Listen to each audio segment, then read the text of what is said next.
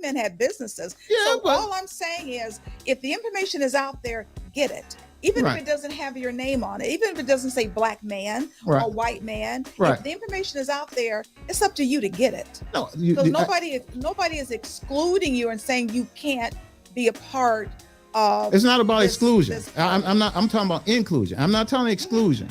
All I'm saying is that, brothers, my thing is just that I like to see more I like to be able to turn on my YouTube channel sometimes and see more African-American brothers doing more. I am. That's why I got this podcast, and I talk to people like you, and I bring on other people to come on, and we talk about this thing itself. And part of that is that I wish more brothers would do more like you and more other women who are on here. Because trust me, I have a lot of you come on all the time. I tell them the same thing. Like, hey, you guys do an excellent job at it. I really wish we would do more of the same thing. Tell them to come to the Black-owned business and Black-led nonprofit workshops. I have 2 tomorrow. One is at noon, one is at 7. And I have them every month, and it's for Black-owned. It's not that when you say that, and I don't want you to take it as wrong, it ain't that I'm speaking for anybody.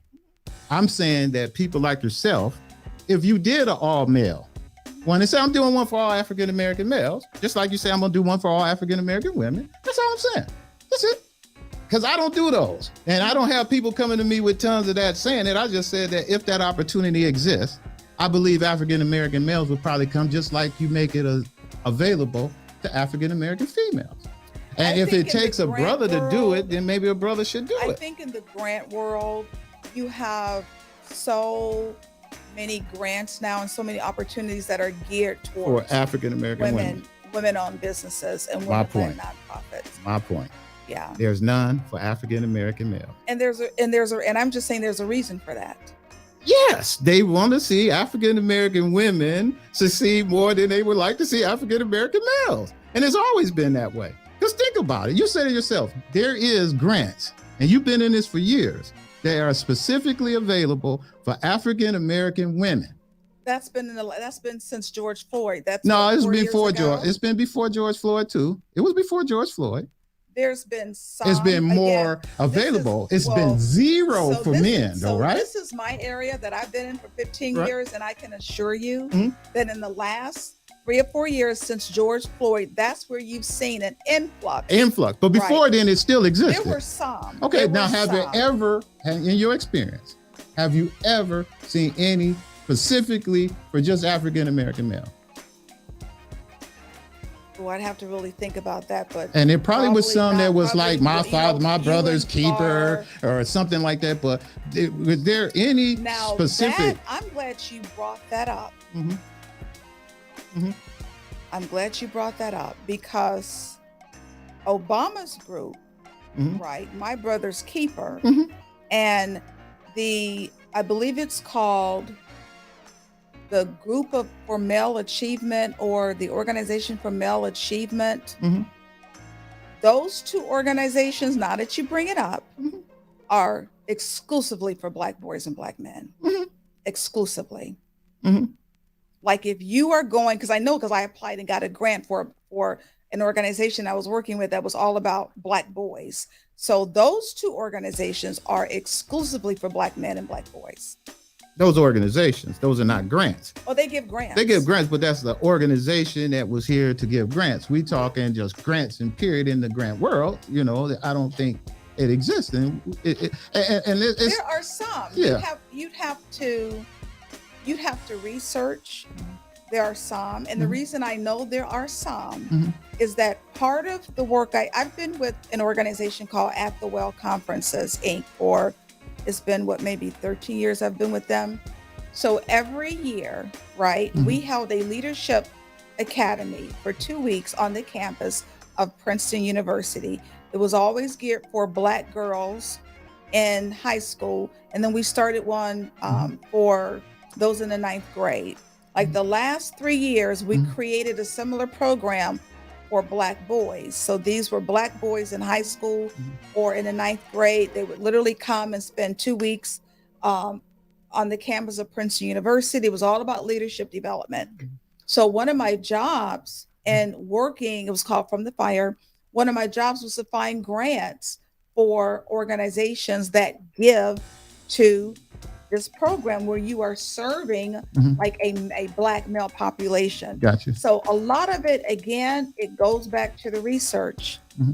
Now, is it going to say this is a grant for black boys? Not always, right? But if they are pooling their money and providing resources for a minority population, and your organization happens to be geared for black boys or black men, then you qualify. So if you're looking for grants that say this is exclusively for black men or black boys, no, you're not going to see that. But that doesn't mean that there isn't grant money for you. It's about how you do the research. So if you find foundations, and there are thousands of them out there that have money set aside for serving a minority population, you pursue those organizations.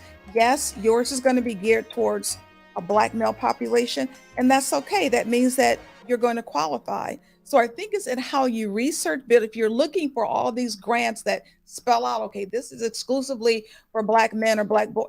No, that's rare unless you go to someone like My Brother's Keeper or Yeah, the it's very, Organization for Black Male Achievement, but it yeah, doesn't mean that it's not there. You just yeah. have to dig a little bit deeper. No, and I agree with you, and I'm totally with you on that. I believe that it does exist, and it's just hard to find. It's harder to find. And again, my thing was never about anything that anybody was doing wrong. I just want us to do Oh, I more don't, on I our don't feel that way at all. on our own. That our brothers.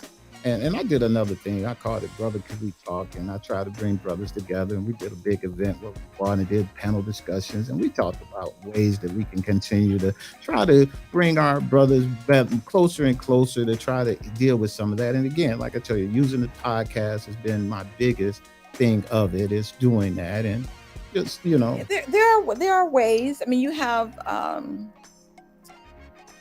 the initiative. I think it's called the Initiative of Fatherhood. mhm. That's a nationwide organization. But that's just for fatherhood. You see Yeah, what I that's mean? for fatherhood. That's geared It's towards geared to minority and fathers. there's a lot of those, and that's what I'm saying.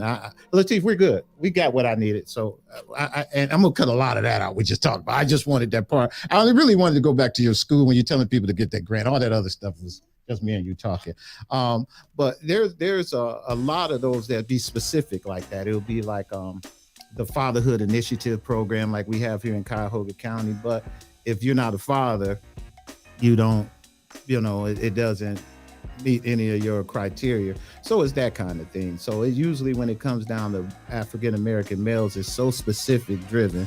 It fits in you in a certain box that it just doesn't. That's why I was really surprised by when I heard you say that for-profit organizations could get grants. Oh, and yes. that There's kind of thing. millions of Yeah. it. But again, a lot of it was caused by COVID-19 Yeah. and then the George Floyd. And Yeah. that's why I'm really focusing on the George Floyd incident, because after he was murdered, specifically, Mm-hmm. foundations and large corporations Mhm. said, we are going to create grant funding Mhm. that's geared towards DEI and minority organizations. Right. So, I mean, the opportunity is now, there's more money out here now for Black organizations than there has ever been because of what happened to George Floyd.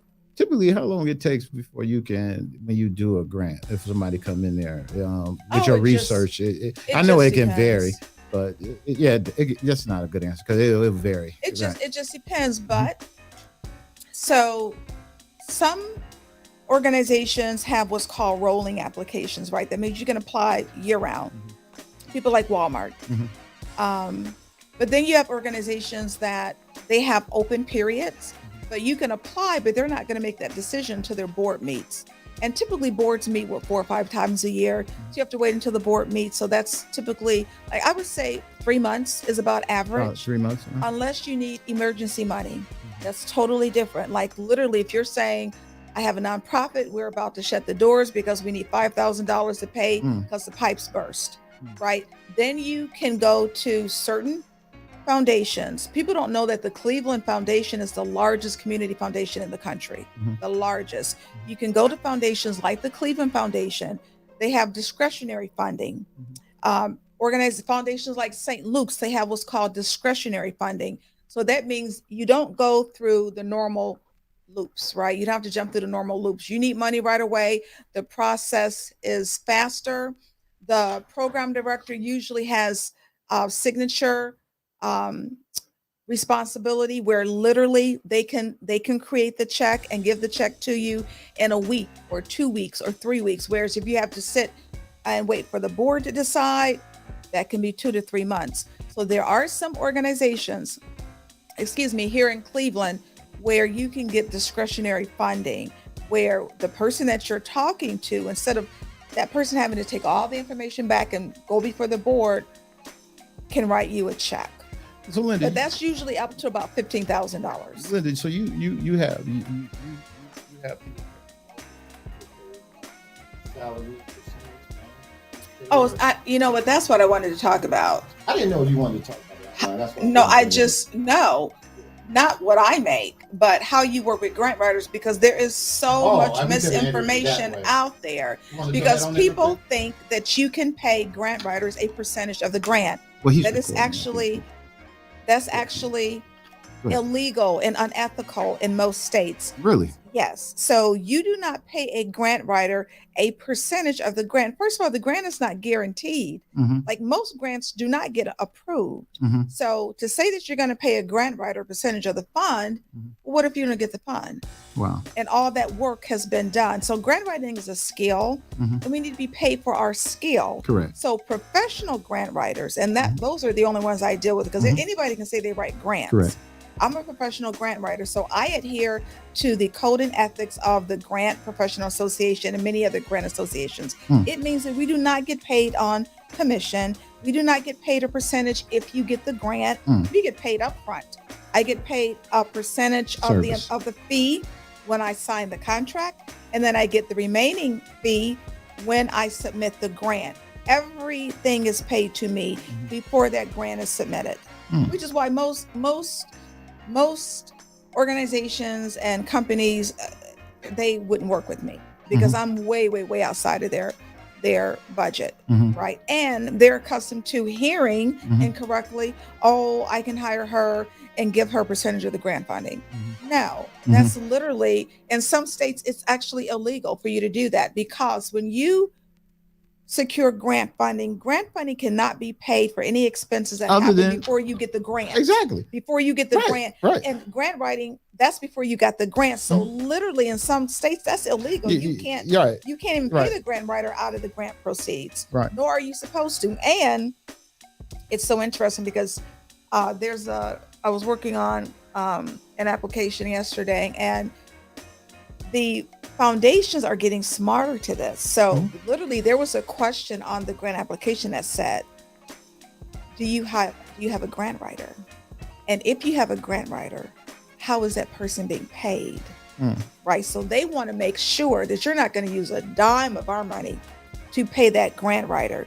And that if you are paying that grant writer, you're paying that grant writer out of your administrative budget. It's not coming from the grant, because that is illegal in a lot of states. If so, you're lying somewhere, because if you didn't put in there that you was paying them, if you're fudging the numbers to try to pay them, so somewhere or another you're lying. Right. And so a lot of organizations that hire me, my fee is paid out of their administrative budget. Right. Like they have an admin budget. They have a contractor's budget.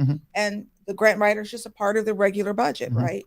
But too many people think that you can pay a grant writer out of the proceeds, right? Or a percentage of the grant if it gets funded. So for me and most professional grant writers, that literally eliminates the majority of the population. Wow. Because they don't want to do it, or they don't have the funds.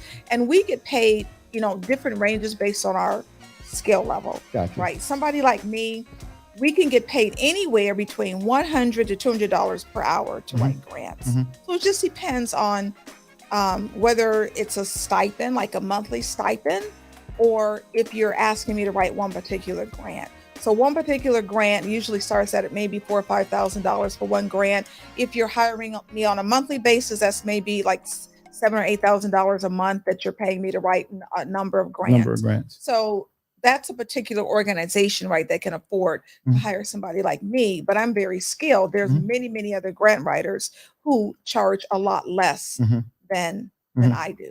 But my focus, again, has really been on the course, because I can just help so many more people. And you're doing well with your course? And I'm doing very well with the course. So that's what's happening. That's where I'm trying. Strategic moves with Ken Dow. This is Strategic Moves with Ken Dow.